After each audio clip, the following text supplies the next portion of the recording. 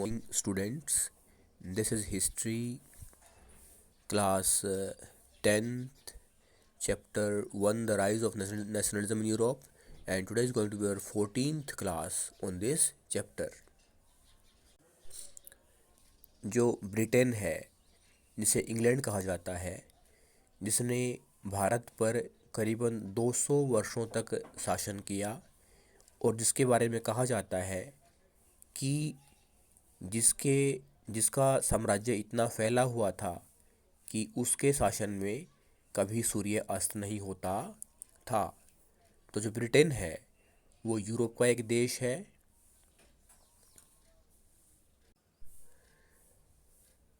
18वीं शताब्दी में ब्रिटेन जैसा कोई देश नहीं था, जबकि वहाँ पर अलग अलग एथनिक ग्रुप के लोग थे।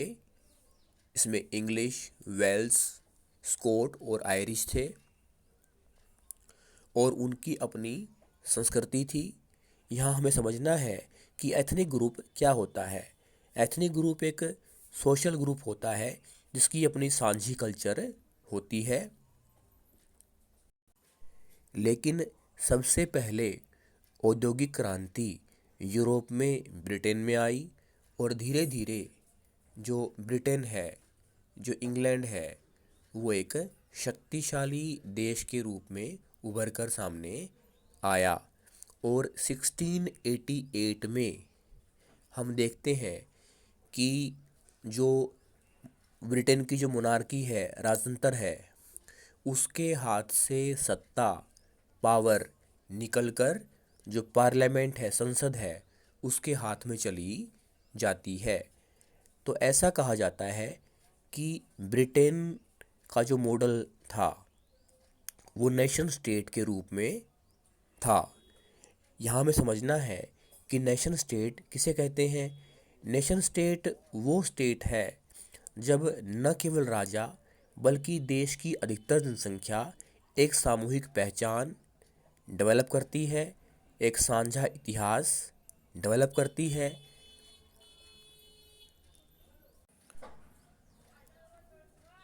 The model of the nation or the nation state, some scholars have argued, is Great Britain. In Britain, the formation of the nation state was not the result of the sudden upheaval or revolution. It was the result of a long drawn out process. There was no British nation prior to the 18th century. The primary identities of the people who inhabited the British Isles were ethnic ones, such as English, Welsh, Scot, and Irish. All of these ethnic groups had their own cultural and political traditions, but as the English nation steadily grew in wealth, importance, and power, it was able to extend its influence over the other nations of the islands. The English Parliament, which had seized power from the monarchy in 1688 at the end of protracted conflict, was the instrument through which a nation state with England at its center came to be forged. जब 18वीं शताब्दी के बाद जो Britain है धीरे धीरे उभर कर सामने आता है और वो इतना शक्तिशाली हो जाता है कि वो पहले स्कॉटलैंड को और फिर आयरलैंड को अपने अंदर समेट लेता है, जिसे ग्रेट ब्रिटेन कहा गया। ग्रेट ब्रिटेन की जब हम बात करते हैं तब हम आयरलैंड, स्कॉटलैंड और इंग्लैंड तीनों देशों का एक साझा देश, साझी पहचान के रूप में बात करते हैं। The Act of Union 1707 between England and Scotland that resulted in the formation of the United Kingdom of Great Britain meant in effect that England was able to impose its influence on Scotland. 1707 के act of union के तहत Scotland को England में मिला लिया गया, जिसे act of union कहा गया, और फिर United kingdom of great Britain बना। और धीरे धीरे स्कॉटलैंड का जो असर है, जो प्रभाव है, वो कम हो गया। The growth of British identity meant that Scotland's distinctive culture and political institutions were systematically suppressed। जब स्कॉटलैंड को इंग्लैंड के में समा लिया गया, उसमें मिला लिया गया और इंग्लैंड सेंटर में आ जाता है और इसे United kingdom of great Britain कहा जाता है, तो धीरे धीरे जो स्कॉटलैंड की संस्कृति है, जो कल्चर है, उसको दबा दिया जाता है। The Catholic clans that inhabited the Scottish Highlands suffered terrible repression whenever they attempted to assert their independence। जब भी स्कॉटलैंड के लोगों ने अपनी आवाज़ बुलंद की इंग्लैंड के खिलाफ आज़ादी के लिए, उसको दबा दिया गया। The Scottish highlanders were forbidden to speak their Gaelic language और वियर देयर नेशनल ड्रेस, और large numbers were forcibly driven out of their homeland. उनको, स्कॉटलैंड के लोगों को इंग्लैंड में मिल जाने के बाद उनको न तो अपनी भाषा बोलने दी गई, न अपना पहनावा पहनने के लिए परमिशन दी गई, और जिन्होंने विरोध किया उनको देश से बाहर निकाल दिया। Ireland suffered a similar fate.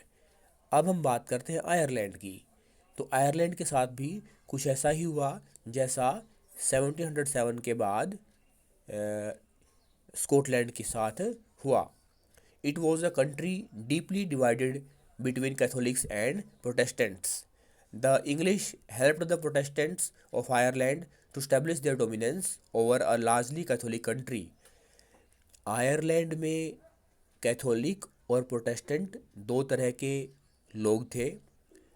तो इंग्लैंड के लोगों ने, इंग्लैंड की सरकार ने प्रोटेस्टेंट को सहायता दी कि वो धीरे धीरे अपना प्रभाव आयरलैंड में फैलाएं और कैथोलिक लोगों अ, को को निम्न देखने के लिए मजबूर करें, उनको अपने अधीन कर लें। Catholic revolts against British dominance were suppressed. और जब भी आयरलैंड के कैथोलिक लोगों ने ब्रिटेन की इस पहलकदमी का विरोध किया तो उनको दबा दिया गया। After failed revolt led by Wolfe Tone and his United Irishmen, Ireland was forcibly incorporated into the United Kingdom in 1801। और धीरे धीरे इस तरह से जब भी आयरलैंड में विरोध हुआ उसको दबा दिया गया ब्रिटेन ने। और 1801 में, 19वीं शताब्दी के पहले दशक में, आयरलैंड को भी यूनाइटेड किंगडम में मिला लिया गया। A new British nation was forced through the propagation of a dominant English culture. और जो एक नया राष्ट्र सामने आता है जिसे ब्रिटिश नेशन कहा गया, जिसकी अपनी प्रभावशाली संस्कृति थी, the symbols of new Britain. और इस नए ब्रिटेन के जो प्रतीक थे उनमें क्या था? The British flag, Union Jack को ब्रिटेन का ध्वज मान लिया गया। द नेशनल एंथम और उनका राष्ट्रीय गान, God save our Nobel king. तो उनका राष्ट्रगान रहा God save our Nobel king. And the English language, और उन्होंने अपनी भाषा, अंग्रेजी भाषा को स्वीकार कर लिया। Were actively promoted and the older nations survived only as subordinate partners in the union. और आयरलैंड और स्कॉटलैंड बस एक अधीन के रूप में ग्रेट ब्रिटेन के अंदर रहे। अगली क्लास में हम जानेंगे कि जो राष्ट्र है उसको अलग अलग रूप में कैसे दर्शाया गया। थैंक्स।